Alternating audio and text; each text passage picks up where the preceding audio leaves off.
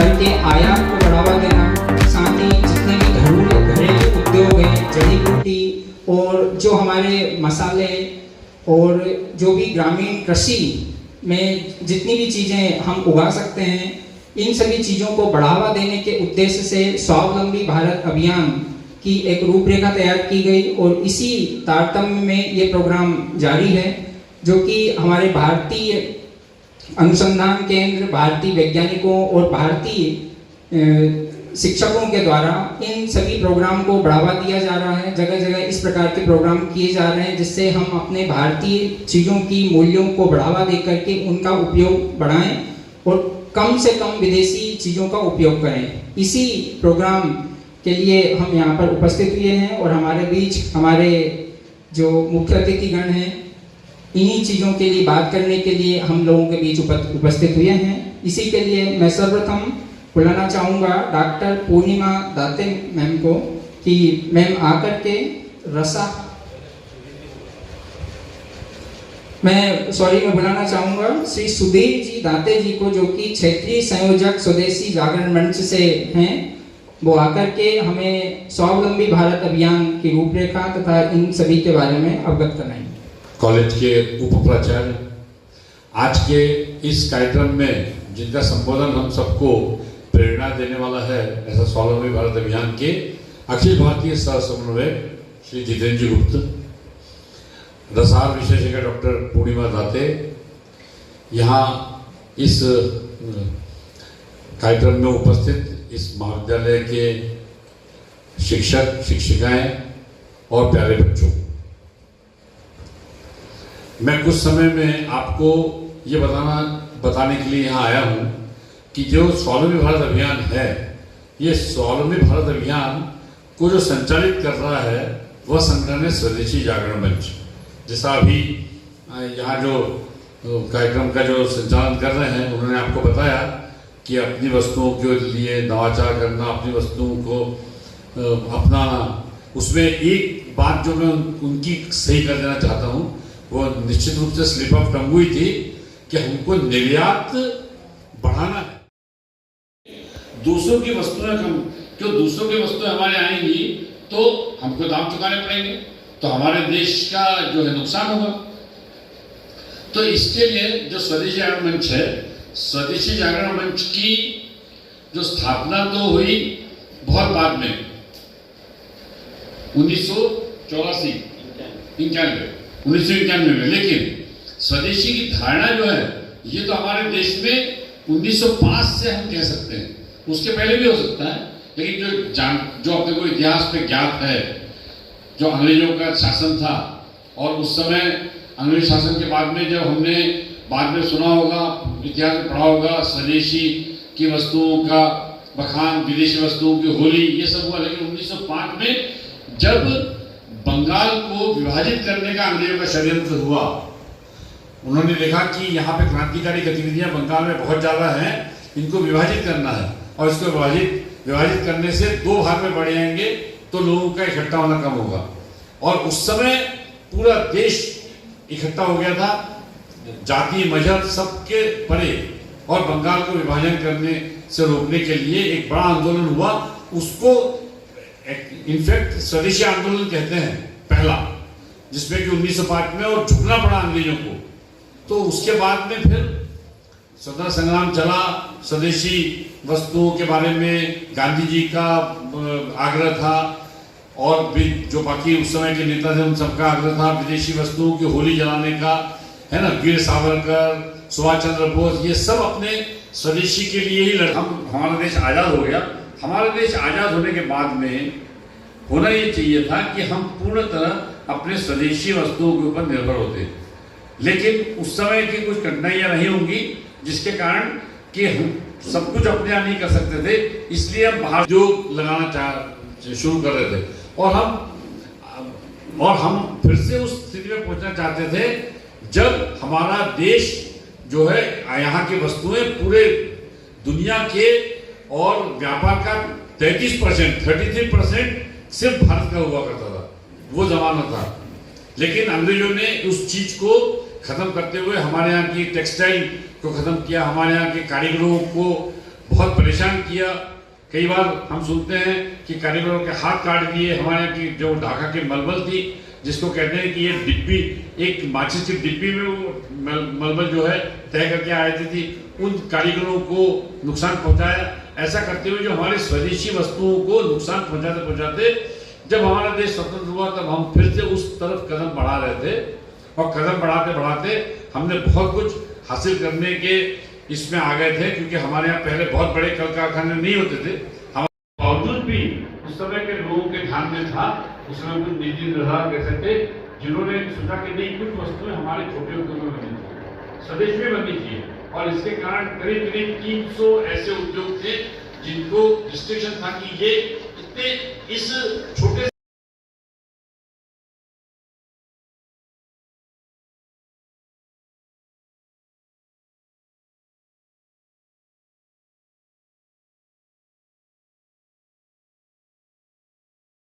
छोटे उद्योग की कीमत बढ़ेगी, और उसके कारण हमारे छोटे उद्योग बंद होने की कगार के में पहुंचने लगे। ये खतरा दिखने लगा। ये जब खतरा दिखा तो कुछ लोगों ने जो राष्ट्रवादी विचारों के थे, उनने सोचा कि इसको रोकने का उपाय क्या है, क्योंकि अब ये तो समझौता हो गया, अब समझौता हो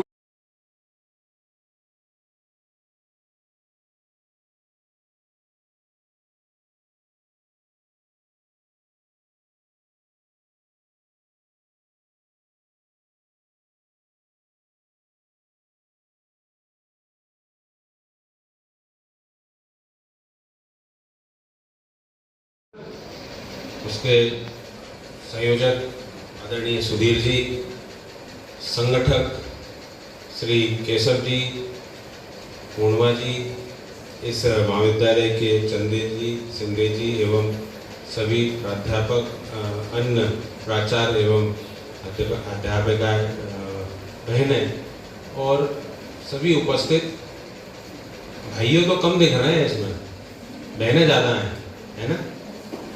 आपको पीछे ठीक समझ में आ रहा है? नहीं तो वहां से कुछ कुर्सियां आगे खाली जगह है, थोड़ा बातचीत करने में। चलिए ठीक है। हम पहले मैं बोलूंगा, गांव शहर की एक पुकार, बोलो, गांव शहर की एक पुकार, उद्यमिता और स्वरोजगार। ठीक है ना? अब जोर से बोलना है जरा। गांव शहर की एक पुकार, उद्यमिता और स्वरोजगार। भारत माता की जय। बहुत अच्छा।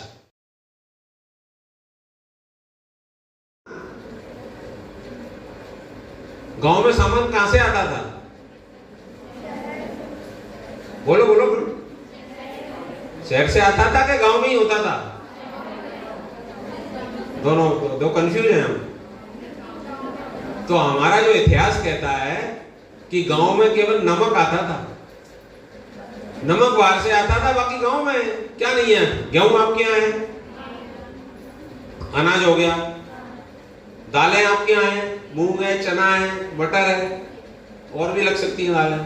ठीक है, और क्या चाहिए? तेल चाहिए तो तेलन है, मूंगफली है, सरसों है, उसका हम निकाल सकते हैं। ये सोयाबीन आ गई आजकल, इसको खाना नहीं है, मैं बताऊंगा क्यों नहीं खाना इसको। फिर क्या बचा? मसाले बचे। कहां से आ रहे हैं अभी? हमारे घरों में मसाले बन रहे हैं। ऐसे कितने हाथ खड़ा करो। हमारे अपने घर में मसाले बनते हैं आज भी। हाथ खड़ा करो। बस एक। अभी कितना बड़ा बाजार है। हाँ, शर्मा नहीं, ये आपके लिए काम कर रहे हैं। अभी मैं उदाहरण बताऊंगा आपको, क्योंकि अभी आपके जो सुधीर जी ने कहा ना कि हमारे माँ बाप ने हमारे दिमाग में नौकरी डाल दी है, यही कहा है ना, पढ़ो लिखो, ये गांव छोड़ो, ये बेकार है, भोपाल जाओ, और उससे जाना है अमेरिका चले जाओ, यही है ना। क्यों जाना है? पैसा चाहिए। ठीक है ना।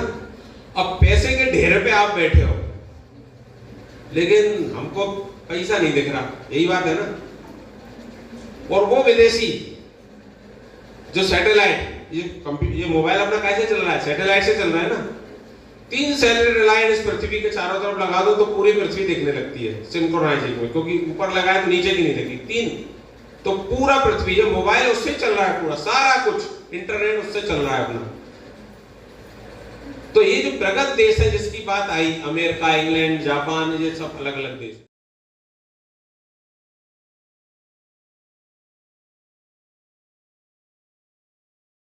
साइंस लगी है कि हम बना नहीं सकते, हमारे घरों में बनते थे। एवरेस्ट मसाला अकेले भोपाल में 2 करोड़ रुपए महीने का बेचता है। 2 करोड़, कितना बड़ा बाजार है। 420 पापड़ का नाम सुना है इंदौर के अग्रवाल जी का? 420 नमकीन। उनके लड़कों ने अभी MBA करे, उन्होंने कहा बेटा तुम पढ़ के आ जाओ। वो पढ़ के आए, पापा हम तो बस भाई हो गए, आप जैसे ही लोग थे वो। उन्होंने वो अमेरिका में नहीं, कहीं नहीं जाना, अमेरिका इंग्लैंड यहीं आओ, क्योंकि पापड़ का व्यापार था उनके यहाँ, नमकीन का था। तो क्या करें, उन्होंने तो मसालों का करो। पहले साल में, अभी इंदौर में मिले थे, पहले साल में उन लड़कों ने 20 करोड़ के मसाले बेचे। 20 करोड़, कितनी गिनती होती है, ध्यान में आ गई ना? और नौकरी में क्या मिलता उनको? ज्यादा से ज्यादा कंपनी कितना का पैकेज दे देती? शुरू में तो 5-6 लाख की देती ना।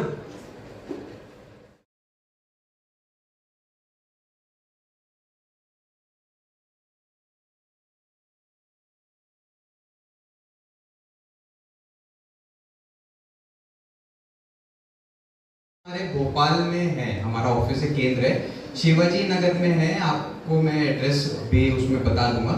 और सेकेंड है हमारा, क्योंकि हम एक फिजिकल मॉडल पर वर्क करते हैं, physical as well as we are working on a digital platform also. तो जो हमारा डिजिटल प्लेटफॉर्म है, अच्छा एक बात और कि हम जब भी आप कहीं जैसे जाते होंगे, आपके यहाँ लेक्चर्स वगैरह होते होंगे, तो उसमें मोबाइल प्रोहिबिटेड रहता है, करेक्ट? होता ही नहीं होता है, आप यूज़ नहीं करते हैं ना मोबाइल। बट हमारे सेशंस ऐसे रहते हैं, क्योंकि इंटरेक्टिव रहते हैं, तो आप मोबाइल का यूज़ कर सकते हो। वो किस लिए?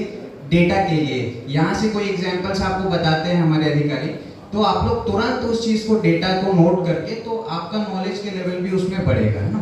तो अभी आप उसको मोबाइल को अपने निकाल सकते हैं, जिस किसी के भी पास भी है, जो एक्सेस कर सकते हैं। और हमारी वेबसाइट है MySBA, माई मतलब मेरा, SBA स्टैंड्स फॉर स्वावलंबी भारत अभियान, mysba.co.in, mysba.co.in ऐसी हमारी वेबसाइट है। इसमें ये आपको एक गाइड की तरह भी काम कर सकता है और आपको इंफॉर्मेशन गैदरिंग के लिए भी काम कर सकता है। इसमें आप रजिस्टर कीजिए, उसके बाद जो भी आपको हेल्प लगती है आप इन दो, एक टच पॉइंट हमारा जो भोपाल केंद्र में है और एक हमारा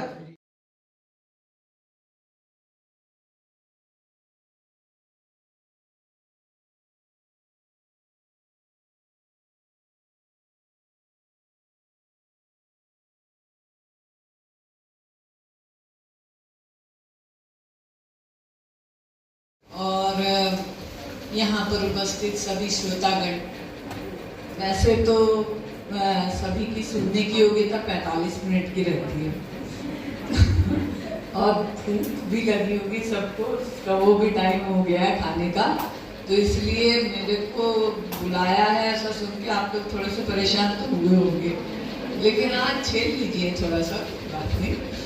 तो बहुत समय मैं नहीं लूँगी, ज़्यादा से ज़्यादा 15-20 मिनट। तो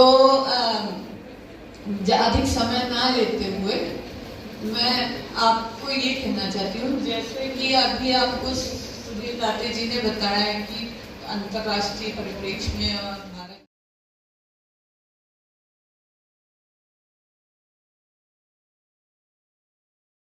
जी की मदद करके किया उसने। हर किसी के परिवार में ऐसा होता नहीं है, पैदा करना पड़ता है। तो मैं बहुत छोटे सरल तरीके से आपको उदाहरण बताती हूँ। जैसे मेरा विवाह हुआ, थोड़ी कम आयु में हुआ, और उसके बाद जब मैं आने के बाद जब विवाह वगैरह के सब कार्यक्रमों से निवृत्त होकर आँख खोल के मैंने दुनिया देखना शुरू किया कि आसपास क्या है और अब कुछ करना चाहिए।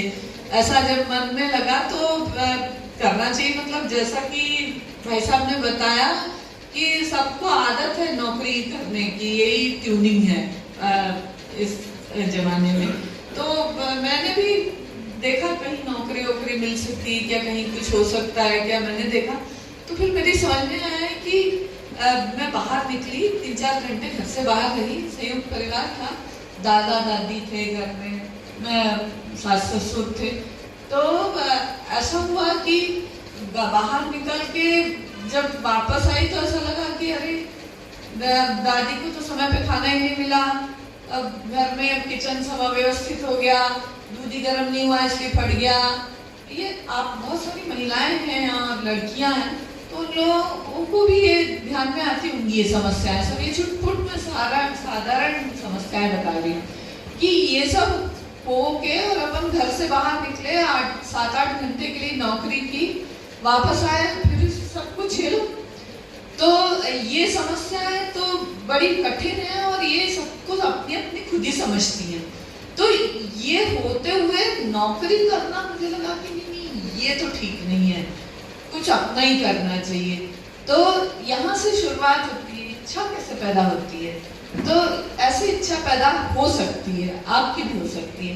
तो अगर नौकरी नहीं करना है तो फिर क्या करना है, तो फिर पहले अपने अंदर हुनर तराशो, और जैसा आपको बताया गया है अभी कि अपने आसपास की लगे तो पैसा चाहिए, पैसा कमाने के लिए फिर पैसा चाहिए, मांगे से ना मिले तो पसीना बहाइए, बहता है पसीना तो फिर रुमाल चाहिए, गोलमाल है भाई सब गोलमाल है।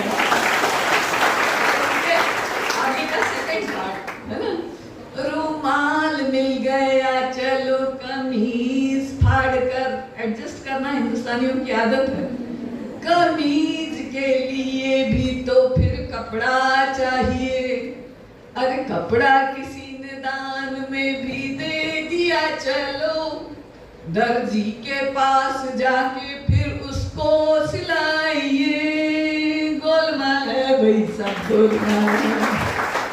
तो ये हर जगह गोलमाल।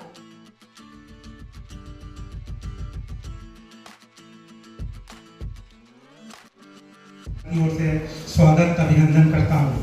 यहाँ उपस्थित सभी सहायक प्राध्यापक एवं विद्यार्थियों, आपको भारत स्वावलंबी भारत के बारे में हमारे अतिथियों द्वारा बहुत ही महत्वपूर्ण जानकारियों से अवगत कराया गया कि किस जो प्राचीन सभ्यता संस्कृति है अंग्रेज, ये स्वदेशी के बारे में पहले जो प्रचार प्रसार था वो धीरे धीरे कम होता जा रहा है, उसको अब किस तरह से अपन बढ़ावा दे सकते हैं और आजकल के आधुनिक युग में भी स्वदेशी जागरण को हम किस तरह से आगे बढ़ाकर उसका प्रचार प्रसार कर सकते हैं और हम स्वावलंबी भारत के निर्माण में अपना महत्वपूर्ण योगदान दे सकते हैं। इसके बारे में हमारे अतिथियों द्वारा बहुत ही महत्वपूर्ण जानकारी दी गई, मैडम के द्वारा भी बहुत ही विस्तार से और अच्छे से बताया गया, सर के द्वारा स्वावलंबी भारत के बारे में A to Z जानकारी प्रदान की गई।